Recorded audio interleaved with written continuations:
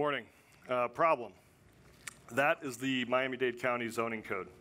3 volumes, hundreds of pages. Every city and county has one just like it. New York City's is over 4,000 pages long.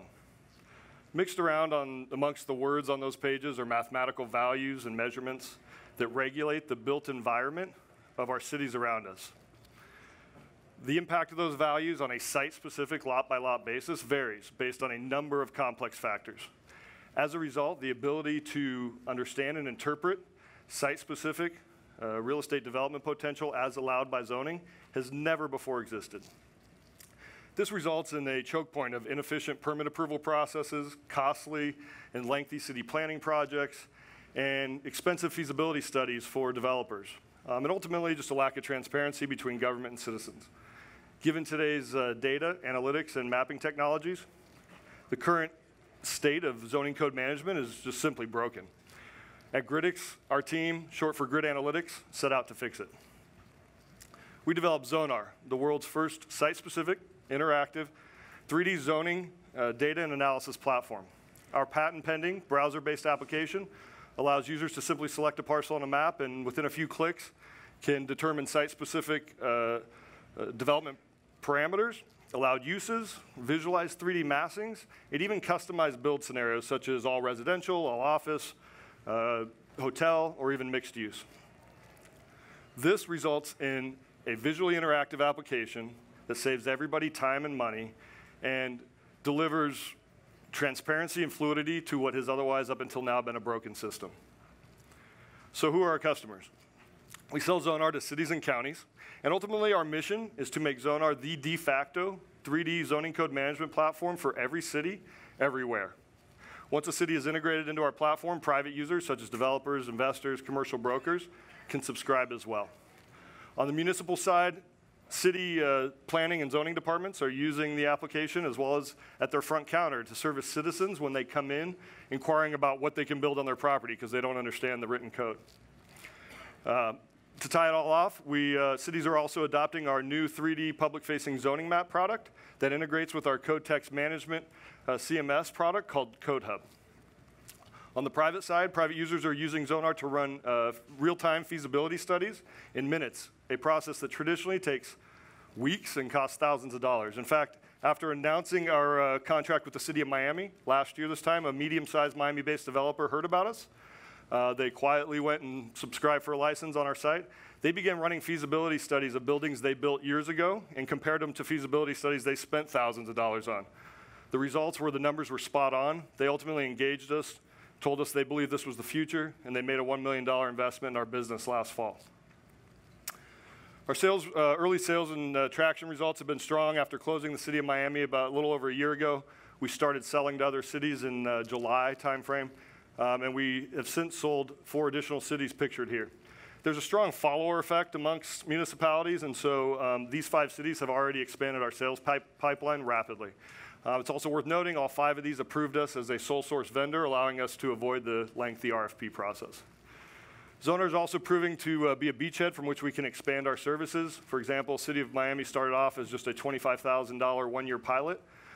They just a couple weeks ago extended our contract by 2 years and are expanding into some of these other service areas, which we believe will grow the contract value to about $100,000 a year over time.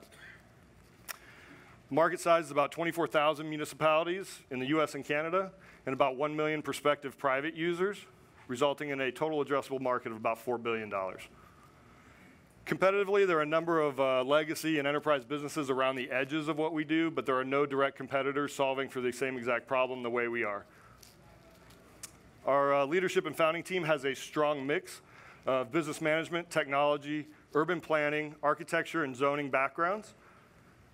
And we're here in the process of raising about $3 million to accelerate our sales and business development, strengthen our product and engineering team, and ultimately just build a wide moat as fast as we can.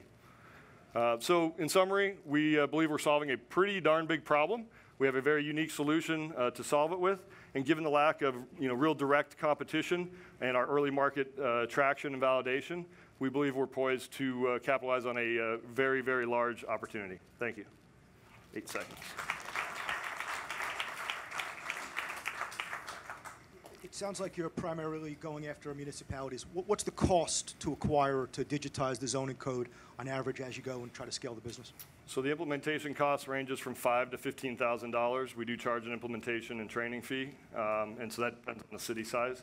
The sales cycle is the one downside, but in our early market research, we determined that was the path to ultimately create a platform and network effect that if the city adopted it, all the developers and commercial brokers here in Miami that were so graceful to help us during those days, they told us, you know, hey, is the city adopting this? And so we determined that if we could solve some of the city problems, they're one kind of customer, it's an enterprise sale, we can stay small and lean and go do that, and then we'll get a flywheel effect. So it's about a 6 to 12 month sales cycle.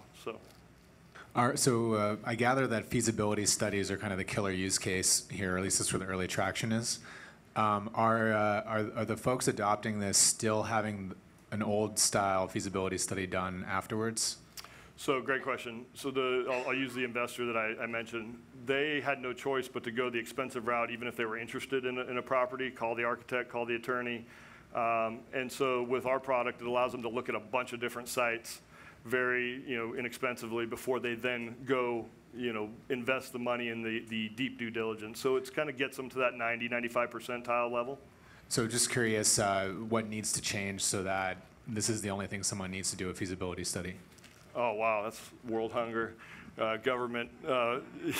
We're starting and we're scratching the surface, but yeah, I mean, there's things out of our control in that aspect. But certainly, yeah, I mean, there's a lot of risk. If you're building a high rise, they want to make sure that there's a lot at stake. And so we're not trying to be the solve every single end solution, because we don't think that that last 5% is worth chasing.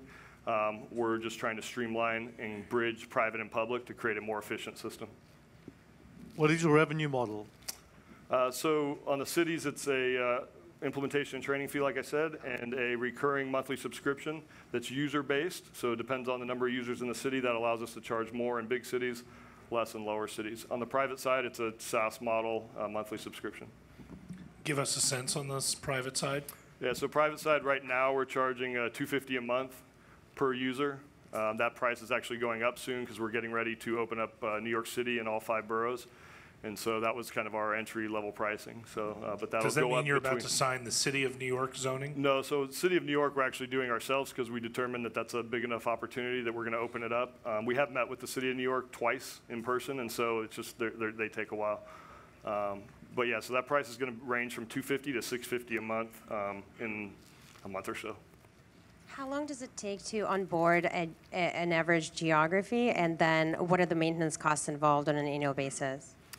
Yeah, so onboarding an individual city is $5,000 to $15,000 in the cost of our urban planners and analysts that are extracting the code and implementing it into our system.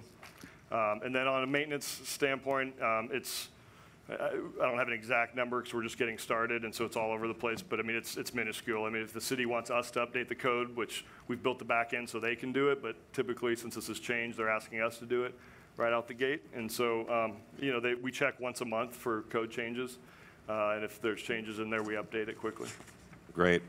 I want to thank you, Jason. As you might want to change your name to Chris Stapleton. Can we sing Tennessee Whiskey? I can't sing. No? Okay, all right. Thanks, man. Let's give a round of applause.